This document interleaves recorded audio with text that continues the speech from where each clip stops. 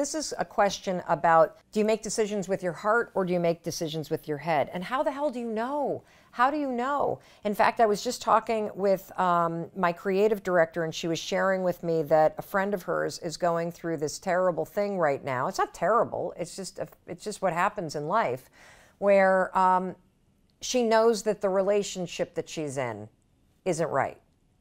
They get along really well. Things are really easy, but in her heart, she knows it just isn't right. Those are the kinds of decisions that are really difficult to make. And so it gets to the heart of Emily's question, which is, how do I know whether to make a decision with my head or a decision with my heart?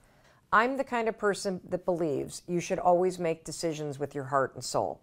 You can use your brain for math. You can use your brain to look at the fine print in a contract.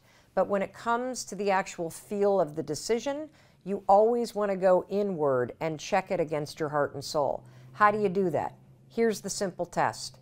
Does the decision that you're about to make expand you, expand your future, or expand the possibilities of your life? If the answer is yes, then the decision is yes, no matter how terrifying it is.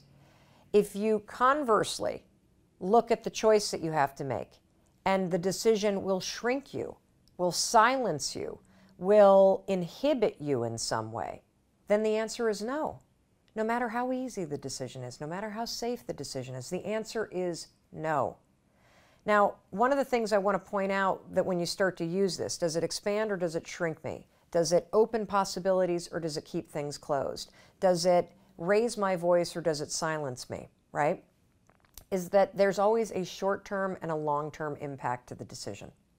The short-term impact to making an expansive decision, a decision that's based in your heart and your soul, sometimes it's terrifying, because sometimes it means moving, or it means changing a job, or changing a relationship, or having a difficult conversation, or starting something new. And those sorts of things are always uncomfortable. So brace for impact, put the force fields up, but make the decision anyway. Because the long-term impact of making a decision from your heart and soul, that is where the best life comes from. Because you're living for what's true for you, not what's safe in the moment. I hope that helps. And let me know how you use this expanse versus shrink scale in order to make decisions that you're facing right now. We need to stop asking questions, and we need to be a leader in our own life, and we need to make decisions that support our family, that support our safety, and that support the things that we care about.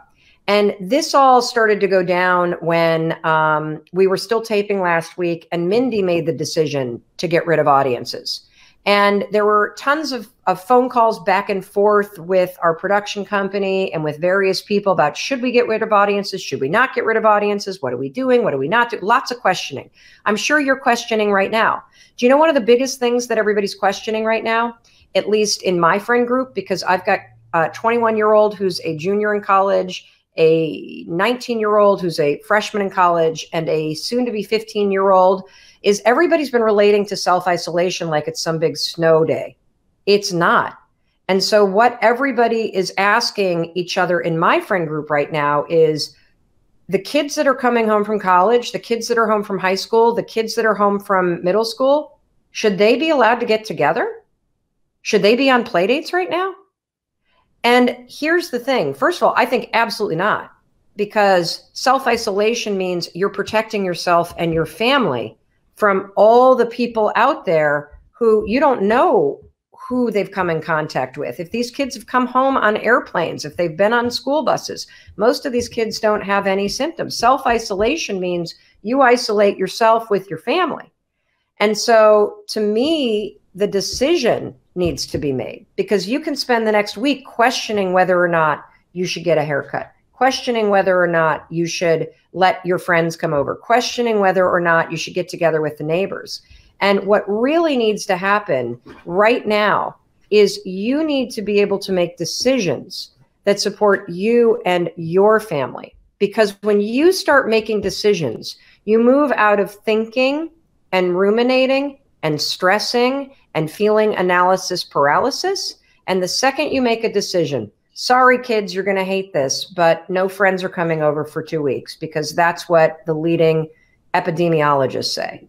And as a family, we need to isolate. And if we isolate for a week and then we let a friend come in who's flown here from Texas, because that's where they go to college, who knows what they were exposed to on that plane? That's the point of isolation.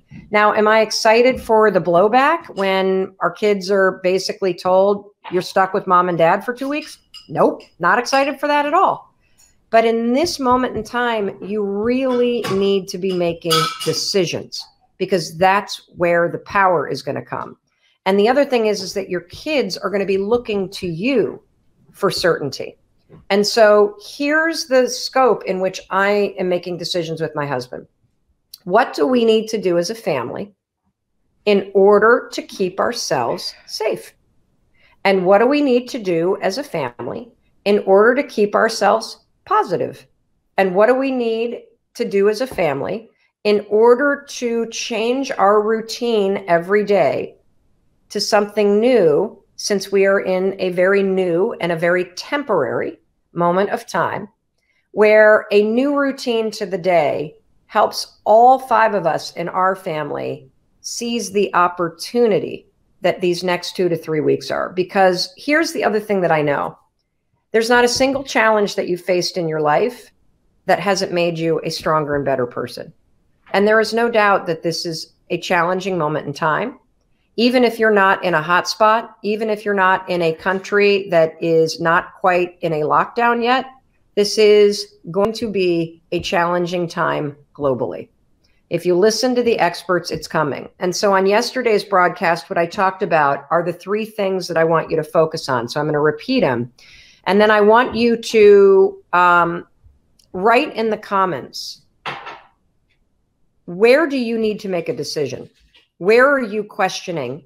And questioning what to do is causing you a lot of anxiety. And what decision are you going to make in order to make a decision and take control of something that you're worried about? Where you're going to make a decision even though you know that your family members aren't going to like it. You're going to make a decision even though it means that you are maybe admitting to yourself, Jesus, this is serious. I guess I better stock up on some food. I haven't wanted to admit that. My parents are down in Florida right now. They're making a decision to go back to Michigan. They're not sick, but they have been worried about what happens. What happens if one of us gets sick and we're down here vacationing until May? Forget it. We want to be back home where our community is and where we know the hospital and where we feel safer. So instead of thinking about it, ruminating about it, they're making a decision. I want you to tell me, what decision are you going to make today instead of questioning? And let's see, I'm going to my friend's house because it makes me feel bad saying no. Well, if that's a decision that you need to make, and I see all these people saying the shelves are already empty, then maybe what you need to do is ask for some help. One of the interesting things, and we're going to send out a newsletter early this week with some links to free tools that you can use, is writing notes to your neighbors and building an email and a cell phone list. These are things that you can do. Another decision that you can do, just stay home. Another decision that you can do is, you could talk to your boss about what your comfort level is. If you don't have the kind of job where you can work remotely and you need to go to work, maybe now is the time to start reaching out for help in terms of childcare. But what I don't want you to do is I don't want you to sit and question. I don't want you to sit and ruminate. I don't want you to stay stuck thinking, because that's going to make the fear worse. So today's piece of advice is stop asking questions and start making decisions. Okay? And I want you to tell me, what are you going to do? I see that somebody canceled their trip to Hawaii. I see that somebody has asked a neighbor for support to go and do the shopping for them. I see that somebody is finding it boring at home. You're right. It is boring at home if that's the attitude you bring to it. I think being at home for 2 to 3 weeks and slowing down is a huge opportunity. And that's why it's so important for you to work on your mindset. I see that somebody's canceled their wedding. I see that somebody has decided to get to Australia instead of staying in Thailand. Somebody is arranging to work from home. Somebody is using the time to take webinars, to listen to audiobooks. I see somebody is sending supplies to their parents. I think that this is an opportunity. I see somebody else has canceled their wedding. I see somebody slowing down.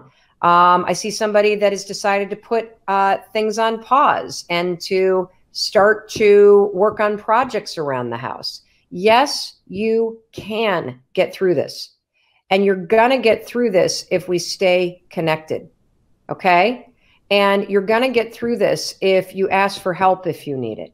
And you're going to get through this if you keep your mindset positive, if you keep reminding yourself that you're okay, and if you come at this from a place of being centered from your heart and centered from your kindness and centered from your spirit. I see people starting to paint. I see people doing cello lessons over FaceTime. I see people working out in a home gym. I see people working on house projects. I see people doing self-care, catching up on reading. This is going to pass. And the faster that you make decisions that are keeping you and your family safe, the faster that it will pass for you. But I'm also excited to talk to you because I am going through a major life change right now.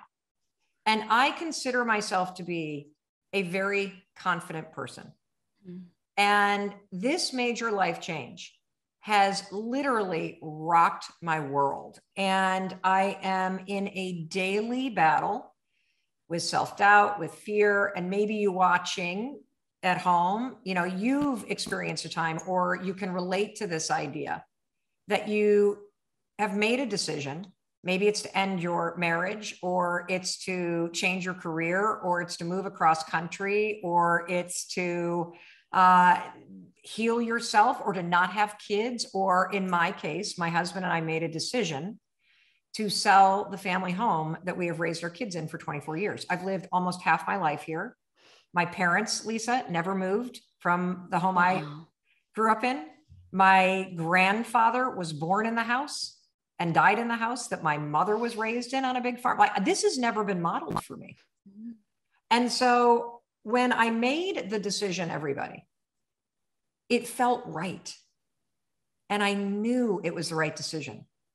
But now that we're on the backside of it and we're a couple weeks away from closing and packing this place up, I feel my heart shrinking. I feel these massive, like, hot waves of anxiety. I've felt waves of anxiety that feel like electricity. I don't know what your waves of anxiety feel like, Lisa. Do they feel like electricity, or like this is like lava coming through my body?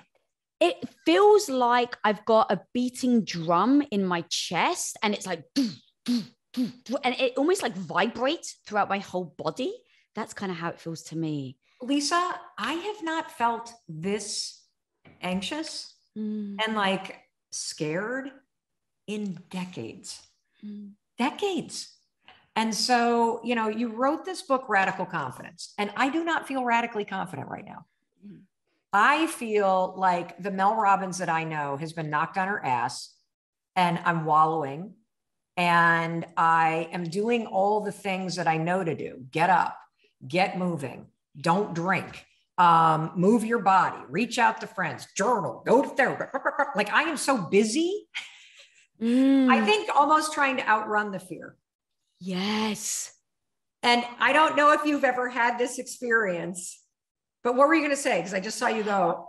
Yeah, literally. So there's this thing I call in the book about squirrels, like filling your life. I think it was the movie Up, where the dog has, like, you know, where the dog sees a squirrel and it runs off, and then it sees another squirrel and it runs off over here. It's like they become distractions, but almost the distractions help you not look at the realities of what is actually happening within you. So you even said you're filling your days up so much with almost these strategies strategies that you're trying to overpower the actual thing. You're trying to beat it out versus actually letting it speak, letting it have a voice, and then addressing it with no judgment in yourself. Because that's the point though, right? You even said, I haven't felt anxiety in years. And so in those moments, I actually go, oh, she's back again. Are you kidding me? Because I'm literally like, what the fuck is this bitch doing here? I thought I got rid of you in law school and I was 20. What? Like, and so I'm like, get out of here. And now I'm going to like get busy and clean the house and do this and on and on. And radical confidence is something else. And it's something that I don't think I've actually ever practiced. Mm-hmm. So you and I know the same, and I want to unpack this using my story. Okay. Because I know that there are times in your life where you make a decision. You're going to break up with that person, or you're going to actually say yes to their proposal. You're going to change your job. You lose somebody you love. So it might not even be a decision. It's something that's happening and you don't want it to be happening. You get a diagnosis. It's terrifying, right? In my case, I make this decision. I think I'm confident about it, but the second the decision becomes real, I feel like I'm now a no. I feel like I signed up to go skydiving. And I was all excited when we were on the ground, Lisa, because you were going. And then Lisa's all excited. So I get excited and this is great. And Lisa and I are going skydiving. And Lisa gets on the plane and she's off. And I'm standing down there like, this is exciting. And then I watch Lisa go out and I'm like, oh my God, she made it look so easy. And then the plane pulls up and I'm like, it's my turn. Okay, I'm in. I strapped to the person. I got my thing on. And now I'm like, I don't want to do this. Don't let me out. Like, I'm like, no. And I'm like backing away. And that's where I am right now in my life. Yeah. Right now.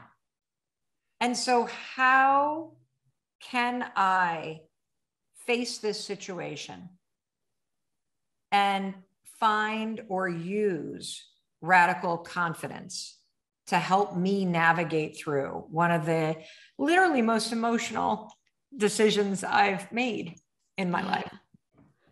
So girl, thank you for being so vulnerable and honest. And in situations like that, the thing that I will say a lot is give yourself grace.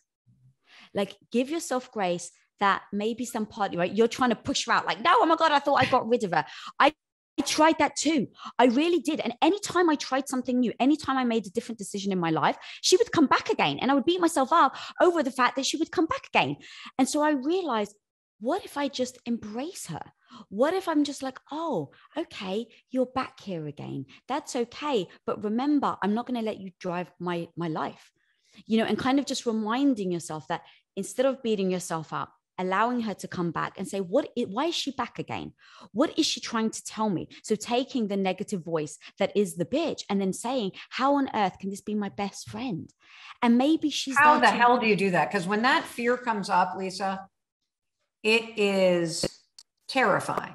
Like when you hear that negative voice and the negative voice in this scenario, I know it's so stupid, but I literally go, you're selling this house in suburban Boston because you're lonely. Your kids have left. You've been under construction somewhere else. You work here alone. You live here alone. This chapter of your life is ended. You are a ghost in an old chapter. It's time to move on, woman. I know that. It is time for something bigger. I know that. But when this fucking bitch shows up, she's like, you think you were lonely in suburban Boston? Wait till you live on a mountain, woman. You're not going to see anybody. Oh, you thought it was hard to work virtually during the pandemic outside of Boston? Wait till you try to launch a podcast alone on a mountain, woman. You're fucked. Like I literally, what have you done? What have you done? You screwed it up. You screwed it up.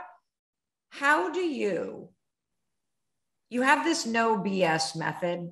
You talk a lot about the why. How do we use these tools in moments like this to find our radical confidence, Lisa? Yeah. So you've got to know your why. You have to be so ingrained in that anything that comes your way can pull you through. So the negative voice, the fear is the ego speaking. The ego is trying to say like, hey, I'm here. Like, you don't want to do that because you're right. Everything you just said, but Mel, what if you don't have Wi-Fi up there? So it's trying to protect you to say, don't do it. Don't do it. Because you just taught me something, Lisa, and I'm sorry to interrupt you. No, please. When I hear the word ego, I always think strength. or I think being conceited. I've never thought about the ego and the voice in your head as being something there to protect you when you're scared. Yeah. Never thought about it that way.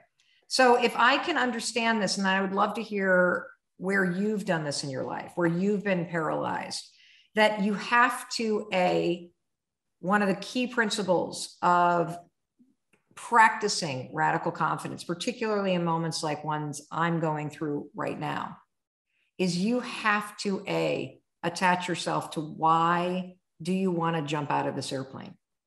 Why? What is the bigger thing that you're up to in life that caused you to be pulled to do this, to long to do this? Have you ever had this moment for yourself? Absolutely. So multiple times actually in my life. So going from being the stay-at-home wife, supporting my husband for 8 years, cooking, cleaning for him, then helping Quest, like my husband, oh, I'm a good Greek wife, I'll help you, and not realizing it would grow at 57,000%. And in that growth, having transitioned into, oh my God, maybe I love business. Maybe this is actually something I love. The idea of tearing apart my identity of being the good, supportive wife. This identity that I was told my whole life I would end up being. I got accolades for it. I got pats on the back for it. I was getting all the validation of what a great wife I was. And yet it wasn't fulfilling me. And yet it wasn't giving me the life I actually wanted. I hear you. So, and it wasn't, I heard something else. I wasn't sure if that was. I thought like you got somebody calling you. No. So if it's not, what was my line? If it wasn't, I don't know where we are here. Okay. Gotcha. So I was holding my identity to the validation that I was getting. And yet, as Quest was growing more and more, I started to love it. I loved the challenges. I loved seeing what I was made of. And now here I was in a moment when my voice is telling, well, Lisa, you don't know anything about business. Are you really going to give up this identity, the thing that gives you the accolades, the things that give you the validation? What if you fail? What if you make a transition and you try this business thing and you suck at it? And what happens if you're god awful at it? Where are you going to get your validations from? Where are you going to get the pats on the back from? Where are you going to get the feel that you have now? While it doesn't make you happy, it didn't make me happy, but the validation and the feeling I got from doing it becomes the velvet handcuffs. So knowing that, I had to say, what is the life I want? So attaching yourself to the why, attaching yourself to this goal emotionally. So I started to realize I had a thing over here where I was supporting my husband and I was feeling good about it. But on this other side, in pursuing the hard things, in overcoming obstacles, Quest became a mission. It became, I was actually helping women. Like we were getting letters from women who were in the anorexic community. And they said, this one woman specifically, I remember, she sent us a letter. And she said she was in the hospital at like 40 pounds, Mel. She was on her deathbed. Oh, God. And she said, thank you for bringing Quest into my life. You have now made me okay with calories again. Now, when you hear that sort of thing and you attach yourself to the why, that when you step in, all these hard things to do, actually deliver on this why, I now know I have to make the change. So I know my why now. I know that I really want to change from being the supportive wife into helping build Quest. All right. So let me unpack mine. So I, like you, it's interesting because your story went from you were the supportive wife for 8 years, supporting, as many of you know, Impact Theory, that is part of the Impact Theory Global brand that Lisa is the co-founder and president of, the Impact Theory Studios. But a lot of people know Tom, your husband, because he started, that show. You guys have 7.5 million people in your Impact Theory audience. And so you supported Tom for 8 years. You guys are co-founders then of Quest Nutrition. And so you went from bucking all of this stuff that you were told to do, being raised in a Greek Orthodox family. You're going to get married, you're going to support your husband, you're going to have children, and discovering that you love business. Yeah. And the impact that you were making and the fulfillment that you felt became your why. the why you were going to not do what society and your upbringing and what you thought you were supposed to do. Yeah. I have something that's almost like the reverse. As the more successful I've become, the lonelier I've become, and the more stressed out I've become. And my why is to create more peace. It's to create more ease. It's to create more fun. It's to be much smarter about my business so that I can accelerate and magnify the impact without accelerating and magnifying the stress.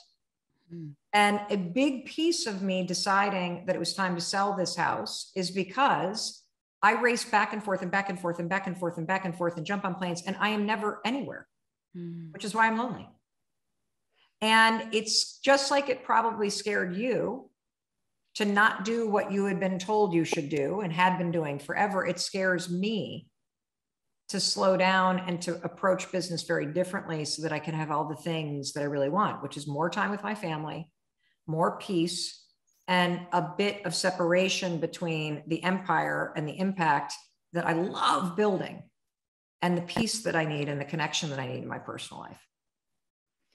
And when I say that, I'm like, fuck this house. I'm out of here. Back this shit up. Let's go. Right? See? Yeah, it all depends in the moment, right? So for instance, if we even know hangry is a thing, right? You don't eat, you get mad, and all of a sudden you may say something you shouldn't have said. So if we understand that one little thing by not eating has an impact on how we feel about ourselves, now think about all the other things that come along with what you're doing. You're having to look back at 25 years or however long you've been there, right? So all of that is emotional, of course. And so now it's like, how do you separate why you're trying to do it with the emotion you're feeling? Oh, I love this, because here's what I just got from this. The grief is completely appropriate. 1,000%, Mel. The fear is not necessary. Like, the fear is something through radical confidence. If I'm able to separate the process of grieving, which is an emotional process that you cannot attach a timeline to, that is so healthy and so important. And it's also all about the love and the loss and the, like, all of it. And you can't outrun it. And that is something that's really a big part of this major change, is the grief. But what I've done is I've collapsed the fear of the unknown and my lack of confidence in knowing whether or not this next thing is going to be successful. So if you look at that, the why, right? So you've got the why. So everybody, the first piece of advice from radical confidence: if you are in the low, if you're in a big major decision, if you're scared about something, you did not lose your confidence because it's in you. We're going to tap into it. And if I'm hearing you correctly, step one, when you hit that moment, is you got to attach yourself to your why. Mm-hmm. And my why is that I want to make a greater impact and have much more peace and ease in my personal life and more time with family and friends. And that's why I've got to remove this variable of a house that my entire family has outgrown, even though I don't want to give up the memories. Like, I'm still walking around here because it keeps me close to my kids. Mm-hmm. And then you're also saying, though, and this is the really important part that I've actually never heard anybody say. I'm sure lots of people have said it, but I've never heard somebody say it in a way that I really understood it, Lisa. And that is that the fear is your ego trying to protect you from something you're scared of. Yeah. And when you feel the fear, you need to detach it from everything else. And you need to turn towards that fucking fear. You write this chapter. I'm so glad we're talking about this, because this is my favorite chapter, everybody. This is make your negative voice your bitch and then turn it into your BFF. And I'm telling you right now, my negative voice is my bitch right now. Like, I didn't make it my bitch. It is bitching at me. Yes. It is scaring me. And so the voice that's scaring you going, I can't do this. I'll never make friends. If I was lonely here in Boston, then I'm going to be really lonely on a mountain. What the fuck have I done? Just bitch, bitch, bitch, bitch, bitch. My daughter has this right now. She got into this great program in London and she's pursuing her dream of being a singer-songwriter. And she's 5 days away from leaving. And her fear, so her ego is going, you're not going to like it. You're going to be homesick. This is going to be terrible. Blah, blah, blah, blah. So what do you do when that fucking bitch is bitching at you? You literally listen to her. You go, all right. I don't want to listen to her. All right, Mel, she's I've been listening to her and I'm crying in my bed. How do I stop listening to her? Okay, here's what I love it. Okay, so here's the thing. Just like a partner, your spouse, your best friend, yes, she's going to tell you the hard things. You don't sometimes want to hear it, right? I ignore Chris. I'll listen to you. So okay. All right, there you go. So your friend is telling you, you know, like, hey girl, you may want to watch out for this. Hey, you know what? This actually could be a bad thing. Like, what if you are lonely? So now I go, oh, she's actually a friend trying to warn me of something that may happen. Now, as my friend, because she cares about me, because she doesn't want me to get my ego dented, she doesn't want me to be embarrassed, she doesn't want me to feel shame or guilt. So she's warning me. So if she's warning me, hey, you're going to be lonely. Okay, great. Thank you for letting me know. Maybe I will feel lonely. So what I'm going to do right now is I'm going to have radical confidence and I'm going to put something down. So let's say you have a list, right? On the one side, what is that bitch telling you? And now if it was your BFF, what is she trying to help you come up with a strategy or a tactic to mitigate that when it happens? So maybe, here's the thing, Mel, maybe you do get lonely. That's very real. And now here's the thing. What are you going to do about it? You're going to say, all right, I've got a game plan. I've pinged Lisa and I've told her, hey, look, I'm actually really worried about going. I may feel lonely. Do you mind that you become my partner in crime or whatever word you want to be? It's like, okay, yeah, of course, Mel. So now you can go by the fear and you go, cool, thank you, fear. You've just warned me of something that may deter me from loving the new decision that I've made. And so taking that down, piecing it together, everything you just said. So even your daughter, it's like, well, I may feel, what if I get there and I miss my family? Okay, great. That's actually a very valid fear. What are you going to do if you miss your family? Instead of wallowing, like you said, right? And it's like, oh my God, I miss my family. You go to your cheat sheet, which is your radical confidence cheat sheet. And you go, everybody, I'm making mine right now. Oh, I love I'm making mine right now. I'm turning this conversation into a coaching session for myself, which, by the way, I would have paid thousands and thousands of dollars for by the minute. Because if you can get me out of bed, not wallowing and terrified of this big decision, then that changes everything. And I think you kind of just did. Yeah, taking that critic, right? Because I tried to stop the critic in my head. I tried to, but I couldn't. So I'm like, okay, what if I can turn the critic into my coach? And that's exactly what you've just written down. The critic is saying this, but your coach is telling you what you can do if you're fearful of this. So you've really taken this thing that used to be crippling, it was your kryptonite, and now you've made it your superpower. And the other thing I really want to hammer home, Mel, you said it and it's so beautiful, is the grief thing. This is so powerful because I think we live in a world where we think just because we're moving towards something we love, that we don't have the right to mourn the life we are leaving behind. And when I decided I didn't want children. I was just going to ask you about this.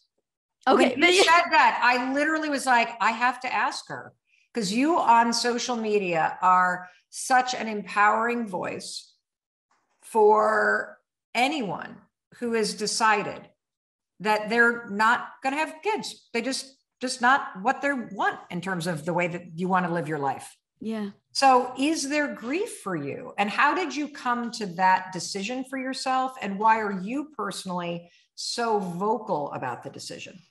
Yeah, thank you, Mark. And even in my decision talking, it really isn't whether I think people should have kids or not, right? It's really about when you think you are going to have one life and you change your mind. So I married Tom thinking I was going to have 4. Like literally, I told him I wanted 4 children because I come from a big Greek family. I always loved the big grand family.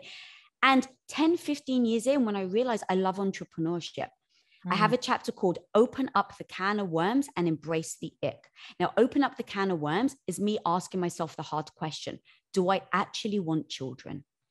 And so many of us hide from asking ourselves that question, or a hard question, because the ick is what comes with the mess that is the hard question. So let's say, for instance, do I actually want children? And the answer is no. The ick is now I have to talk to Tom, my husband, who may still want children. Now what happens, Mel? Is he going to say, well, babe, you promised me. And so it's a, I want children or we have to get a divorce. I don't know. Right. That's the ick that you have to face when you ask yourself the hard question. What was the moment when you were like, wow, I actually realized I don't want 4 kids? How did you get to that decision? So do you ever feel like it's a whisper in your head first? The house was. Yeah. It like becomes something. Yeah. Keep going. So it becomes this little whisper that maybe we try to ignore because it's uncomfortable. It's like, I don't want to ask myself this hard question, because if I say to myself, to your point, do I really want to live here anymore? Now you have to deal with all the emotion that comes behind it. You have to tell your kids. What if your kids are upset? Now you've disappointed your kids. What if your husband doesn't want to move? Right? There's so many things that come with you saying, maybe I don't want to live here anymore, that ends up people living in the same house that they didn't want to live in for 10 years. So it's making sure that you ask yourself the hard question, listening to the answer, which is the whisper, right? So the whisper is, do you still want to live here? Do you still want to live here? And in fact, let me back up. So you listen to the whisper and then you let it speak. Do you remember the first moment and where you were when it went from a whisper to a speak? The interesting thing is someone else saw it in me before I did. I didn't want to acknowledge the whisper. And one day, one of Tom's business partners turned around and says, Lisa's not going to have children. Because he had seen me go from a supportive wife to now business. And I was like, no, of course I'm going to have kids. I'm just going to do this entrepreneurship thing until I'm ready. Right. And so he turned around and he was like, Lisa's not going to have kids. And it was so upsetting. It was so upsetting. And I went to Tom. I was like, I can't believe that he said it. Who does he think he is? Why the hell did I have such an emotional reaction to it? That was the thing. I was like, because Tom even said, babe, why does it bother you? Who cares what other people think? And I was like, why does it bother me? And it was because I was ignoring the whisper and he just called it out because he saw in my actions how much I was thriving in business. He saw, but because of my belief system, the belief system that I had as a Greek woman, I was going to have children. I didn't want to ask myself the hard question. So when he said that, I actually stepped back and said, why do I believe that I'm going to have kids in the first place? Like with no judgment, assess my belief system. And once I started to write down literally almost like, what are the first things that come to your mind? And I was like, all right, legacy, chatting something out like as quickly as possible. So I was like, all right, legacy. And I was like, well, what does legacy mean? So I wrote it down, legacy. Oh. What does legacy mean to me? All right. Well, I said legacy because to me, it was about having children to pass on your wisdom. That was what my dad used to tell me. And I was like, but do I actually believe that? And I'm like, well, a legacy to me could be, having, making a mark on your life now so that when you're gone, you're remembered. All right. Do I actually need to give birth to my own children to do that? Oh, no, I actually don't need to. And then it was like, why else do I believe that I want to have children? I really love the idea of having a little Tom running around, a little mini Tom. I love the idea of having a daughter that one day I could help her mindset not be crippling like the mindset that I had growing up. So all these emotions were real, which is why I didn't want to necessarily say, but is this worth, right? Is this something that I really want to have children over? And so once I looked at that and I said, you know what? I actually still want that. But what I want more than that is the life that I'm experiencing in business. And in that moment, Mel, going back to your grief, I realized I had to mourn the life I was leaving behind. It didn't mean that I didn't want the life. It didn't mean that some of the decisions that I was making weren't going to be heartbreaking to me. But I realized that what I wanted more than having children was actually not to have children. Wow. And so I had to sit with Tom. And we had as a relationship, our communication. And I said, babe, I need to give you the space for you to mourn the wife you thought I was going to be. That's going to take process. What can I do to do that? Right. And so I, with respect, said, he's used to me taking care of him, putting his clothes out, cooking for him every day. And so there is a grief process when you lose someone, right? Those first moments where it's like you're surprised by all the changes. Right. So I said, babe, I need to give you the space to have this grieving process. So what does that look like? all right, I take care of you 7 days a week. So next week, babe, I'm going to take care of you 6 days a week. And then the following week, I'm only going to cook for you 5 days a week. And then the week after that, I'm only going to give you 4 days a week. And what ended up happening was I embraced that both of us were actually sad that we were giving up this part of our life. But we know our why because we knew we were going to do it to move forward to the life that we really wanted. And so giving yourself the space, Mel, right now to grieve all the things that are very true to you.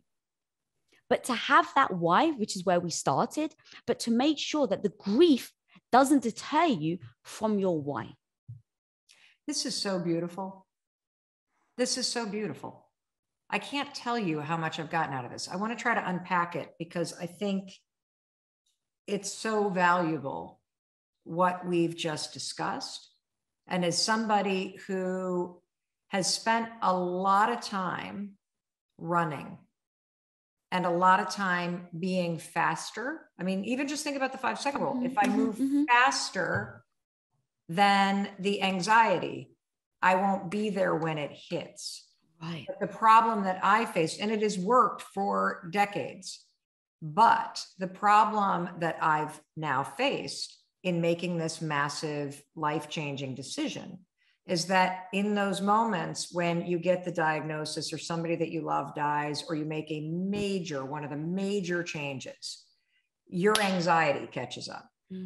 And that's exactly what's happened in this moment. And you've explained so beautifully and so simply how to practice this skill of radical confidence, particularly in these moments where doubt or fear or uncertainty take over.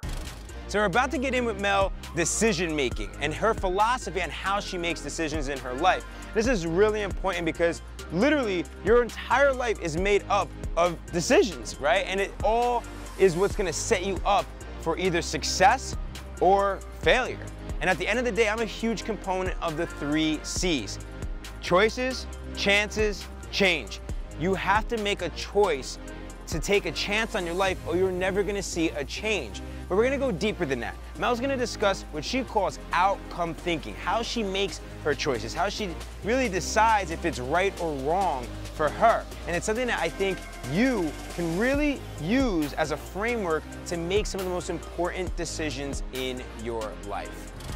Yeah. And the third takeaway is one of my biggest philosophies as a leader and just the way that I think. I am what I call an outcome thinker. So anytime I need to make a decision, I'm always thinking about the outcome. And the outcome is what guides me on what to do. How much do you balance in making a decision, the outcome thinking and the, really like playing that out compared to your intuition? Yeah, it's a great question. So any decision can be divided into what do I need to do versus how and when do I need to do it. For the what, that is intuition. And by intuition, I use the word energy. And the way to answer any question for yourself personally that you don't immediately know the answer to is to ask this question. Does it energize and expand my life, or does it shrink it? If it energizes and expands your life, the answer is hell yes. You should absolutely do it. That is what you should do. If the decision shrinks you or it deflates you, then the answer is hell no, you should not do it. This is an incredible tool to use in deal making, by the way, because I'm in the middle of negotiating a massive media deal at the moment, and it's something I've always wanted to do. Yeah. And when you're negotiating for something you really want, whether it's somebody that you're dating or it's a salary or whatever, in my case it's a massive media deal, you can get really ego driven, right? Right. And you can start to get very attached to the deal or to the person or to the whatever. But you have to stop and ask yourself, is this deal or this person actually expanding and energizing me? Or are there aspects of it that deplete and shrink me? And if there's any aspect of it that depletes and shrinks, you either have to change that aspect of the deal or the relationship structure, or you have to say no. Period. Right. If you decide that, yeah, it energizes me and I really want to do it, then that's what you want. Next, you've got to think about the outcome, which is how and when you make it happen. Right. Today I want to introduce you to a Jedi mind trick that I use all the time whenever I have a really important decision to make or I can feel that I'm starting to get really emotional about something. So what I want to teach you is the power of objectivity. Researchers at the University of Waterloo and the University of Michigan have studied how people make decisions, and they've discovered something really interesting. If your friend is facing a problem, when you have to make decisions on behalf of your friend, you tend to think from multiple perspectives, you think about multiple outcomes, and ultimately you make a much better decision. What they found in research, though, is if they put you in the exact same situation, facing the exact same thing that your friend is, you're not able to be so objective because you're emotional, and you don't make that great a decision. What's the conclusion? Well, when you make decisions for other people, you're great. When we make decisions for ourselves, decisions that can be emotional, we're not so good at it. That's where the power of objectivity comes in. It's the ability to make a decision from a third party's perspective. Let me explain. So if you're facing a really important decision and you can feel yourself getting emotional, maybe you're thinking about asking for a raise or changing your career or changing your major or ending a relationship or starting a relationship, whatever it may be, if it's something that is emotional for you, you're going to have a hard time thinking about all the options, and you're going to be really attached emotionally because maybe you're concerned about the people who may be impacted by your decision. Maybe you're managing that somebody's going to be disappointed or hurt by what you need to do for you. This is when the power of objectivity is really important. Pick somebody that you really admire. I mean, it could be somebody like a Bill Gates or a Richard Branson or an Oprah Winfrey, or maybe you have a mentor. And stop yourself and ask, what would Oprah do in this situation? What would Richard Branson do in this situation? What would your mentor do in this situation? Bringing that level of third-party objectivity will yank you out of your body and your emotions, and it will help you give yourself the perspective that you need and the distance from your emotions so that you can actually assess your options and make the best decision for you. What would Mel do if Mel were making the decision, the best decision? You know, there's a really interesting example of somebody who did this in sports, and at the time, he actually got a lot of flack for it. It was LeBron James. Now, LeBron James, as you know, played for the Cleveland Cavaliers for a really, really long time, and he's arguably one of the best basketball players to ever hit the NBA. So he made this announcement that he was going to leave the Cleveland Cavaliers, where he had been playing forever, had rabid fans, and he was going to leave them and go to Miami. Miami Heat. That was the conclusion you woke up with this morning. That was the conclusion I woke up with this morning.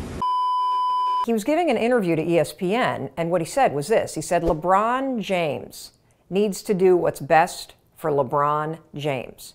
Now, people kind of laughed at him because it's a funny way to say the sentence, but this guy's really smart. He was leveraging the power of objectivity. Mel Robbins needs to learn how to do what's best for Mel Robbins, and you need to learn how to do what's best for you. And your life, your work, it all comes back to the decisions that you make.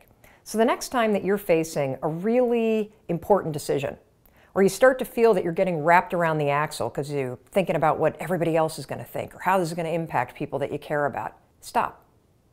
Take a step back, leverage the power of objectivity, and do what is actually best for you. I've been saying it a lot, that every single day when you wake up, you can decide who you're going to be. And the reason why it's so important to wake up and either consciously choose, decide, or set an intention about who you're going to be. The reason why this is so important to start doing every single morning is because if you don't consciously decide who you're going to be, your habits, your old patterns, and the stress of the day will decide it for you. You see, human beings, this was so liberating when I learned that human beings are nothing more than a ton of patterns.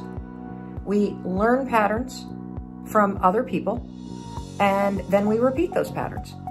And so if you find that you're stuck in a rut, or you're overwhelmed, or you're in a negative place, and you are really tired of being there, the first step to getting the life that you want is you must wake up every morning and interrupt the patterns and the automatic nature of how you go through your day, just going through the motions. And the simplest way to do that is to wake up and set an intention. So when I say decide who you're going to be, what I'm talking about is, what mood are you going to be in? How are you going to behave? What are you going to show up and do today? Are you going to be motivated? Are you going to be patient? Are you going to be present? Are you going to be grateful? Those are decisions that you can make. And when you wake up in the morning and you set an intention, today I am going to see the good. Today I am going to be optimistic. Today I'm going to turn off the television when I get home. I'm going to spend an hour on my dreams. When you wake up and set an intention and you decide who you're going to be today and how you're going to show up and what it's going to feel like to be you, you take control of the day. And you give yourself an anchor to keep coming back to, so that when something stresses you out, or you catch yourself thinking negative things, or you get a text, or somebody doesn't respond to you and you start to feel discouraged, come back to your intention. Today I said I would be optimistic. Today I said I would see the good. Today I said no matter how tired I am, when I get home tonight, I'm going to find an hour for me. That's what I mean, Night Queen Bee, when I say decide who you're going to be today. And that's why I think it's so powerful when you wrap your mind around the fact that every single day you get to wake up and decide who you're going to be today. And it's the first step in taking control and creating the life you want. What do you do when you don't agree with your kids' decisions? I feel terrible when I impose things to my kids, but I'm always confused on where and when to let them decide on things. Do you want to go first, or do you want me to go first? I'll go first. I have a feeling I'm going to get kicked off this show. No, you're fine.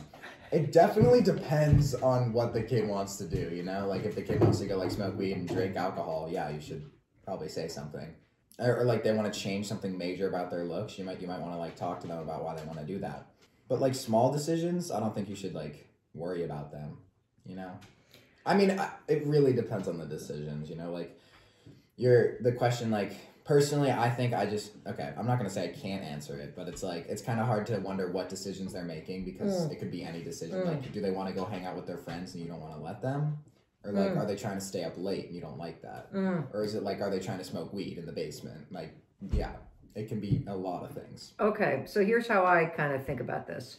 If it's destructive or dangerous, yeah, then you make the decision. Yeah, definitely. But otherwise, I think that your job as a parent is to help your kids become who they're meant to be.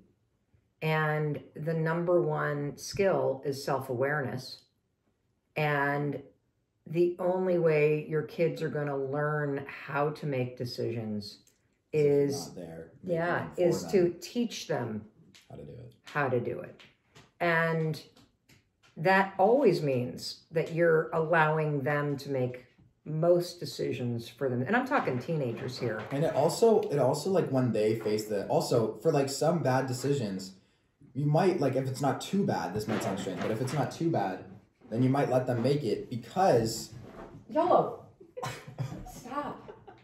YOLO. The thing is that if a decision is, like, not too bad, but it can be a little bad, you might want to let them make it, because you learn from your actions. And so if they come out of that being like, that sucked, like, why did I do that? They're never going to do it again. And if you stop them from doing it, they might want to do it. So here's what Chris is fantastic at. My husband, Chris, is fantastic at this. Instead of telling the kids what to do, he talks through the various options and the consequences of said options, because I think that's the art of decision making. Well, this is what has changed the way that I parent, and you're going to hear me say this all the time. I always ask my kids, do you want advice or do you want me to listen? And if There's something that Oakley wants to do that absolutely is not the smartest thing to do. Like, let's say that he's got a ski race on a Sunday morning and a bunch of his friends are having a sleepover. What I'd say to him is, well, you can make the decision, but I want you to think about what's going to support you. You could go there tonight and I could pick you up at 11 and you could sleep in your bed. And that way, when you wake up in the morning, you have to go to ski practice and have a big breakfast and get all your stuff together and schlep your stuff to the mountain, you're home. Or you could go there, stay up until 3 o'clock in the morning doing God knows what, wake up in a puddle in the basement with a backache and have I don't know what for breakfast, get your stuff together, and then have to like be late to like, which one actually sounds like the right thing for you? Mm-hmm. What would you choose? Stay at home. Yeah, see? It's like you also have next weekend to hang out with your friends. But you're coaching them on how to think through decisions rather than making the decision for them. It also doesn't help them because in the future, when they need to actually make big decisions, you spent your whole life making the decisions for them and they don't know what to do. And so then they'll be coming to you to make the decisions for them when you need to let them know that they're an adult now. Yeah, my theory about why so many kids have anxiety these days is because parents micromanage every aspect of their life. And if you cannot teach your kids how to face uncertainty or how to make a decision and know that even the decisions that you screw up, almost all of them are recoverable in some way. If you can't teach your kids that, you're going to cause anxiety in them. And so decision making and knowing how to make decisions and learning from your mistakes is one of the core skills about being a resilient, confident, self-aware adult. Okay, so can I just slow you down? Yeah. Because what I just heard you say is that even going back a year, you got your first poor review, and you can feel that things are going like this. Yeah. And that is a piece of data that's very important. And you said you were going to wait until June to see if they bring you back. And if they don't bring you back, then you're going to make a move to the mainland. Yeah. So here's what I want to unpack for you. Okay. I am working on a book on decision making. And I want to road test an idea with you. Okay. Because when I hear you say that things were going downhill, but you're going to wait until they decide, what I hear is somebody giving all the power to somebody else. Okay. And I believe that there are only two kinds of decisions that we make. We make what I call a noisy decision, or we make a quiet decision. And I want to teach you right now how to make a quiet decision. Okay. A noisy decision is the type of decisions that most of us make all the time. They are driven by the noise of what's going on around us, driven by the noise of fear, driven by the noise of anxiety, driven by the noise of pleasing other people, driven by the noise of being a good girl, driven by the noise of your self-doubt, driven by the noise of all the things that you do and have always done in the way that you've always done them. And then there's the quiet decision. And a quiet decision is one where you take a deep breath and you tune out all the fear and all the shit that everybody else is saying. And you go in here and you ask yourself, what do I want? And so let's do that right now. Right. If you remove fear from the equation and you remove all of the noise and the doubt and overwhelm, everything you're feeling, don't worry about the how, don't worry about the when of whatever. I want you to just go right in here and get very quiet. Quiet enough so that you can hear your own voice for a second. What do you want?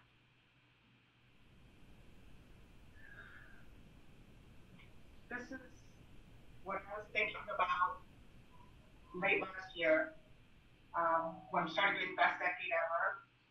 I started, thinking about that, and so I wanted to come up with an e-commerce business, and I've been studying towards that because I want to have time freedom, especially at my age. I'm 55, and I have 2 little kids that I need to support, and all the way through that. I love that they keep me,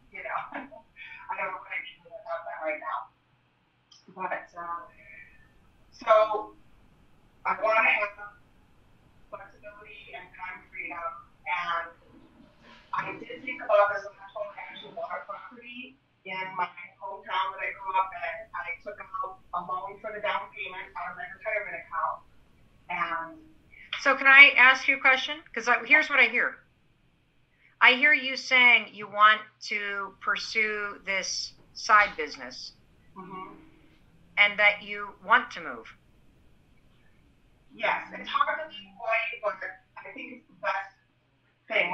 Okay, so listen. So when you tune out the noise and the fear, what do you want? Say it to me specifically without explaining why.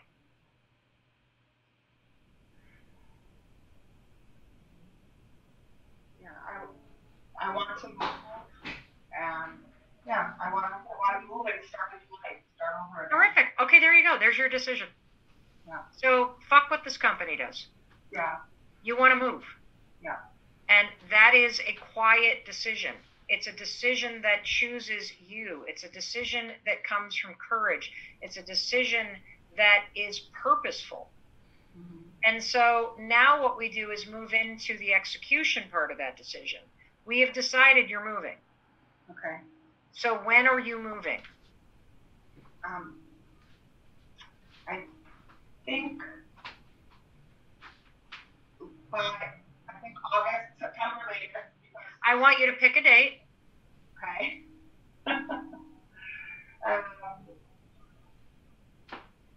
I'll just say August 31st. Terrific. August 31st, you're moving. Okay. You've just made a quiet decision. Now it's your job to figure out how to get it done and what steps to take when. Okay. What does it feel like right now to know that you've made a decision? In a way, it feels calm. In another way, like, I start going, okay, I have to do this, that's coming up for me, but it's also like calm. I've been leaning towards this decision, but I have people saying, well, you're not going to give up your job. That's the noise. Yeah. So other people are making a decision not to do it for you. That's why you got to tune out the noise and tune into what you're quietly telling yourself. Yeah. And so you have just made a decision. You're going to move. And all I invite you to do for the next 5 days, you don't have to do anything. You've already, I'm sure, applied for unemployment. I want you to just sit with this decision. I want you to start to get excited about the decision. And starting this weekend, you can start making a plan to make the decision happen. Does that make sense? Yeah. I always say you're one decision away from a different life. And that's because when you're swirling in uncertainty and self-doubt and confusion, one decision will cut through all of that noise that's keeping you stuck, and it will give you clarity, purpose, and confidence. And that's what you just did today. Good job, Heidi. Thank you. Hey, it's Mel. Thank you so much for checking this video out. And if you like this one, I have a feeling you're going to like this one too. I'll see you there.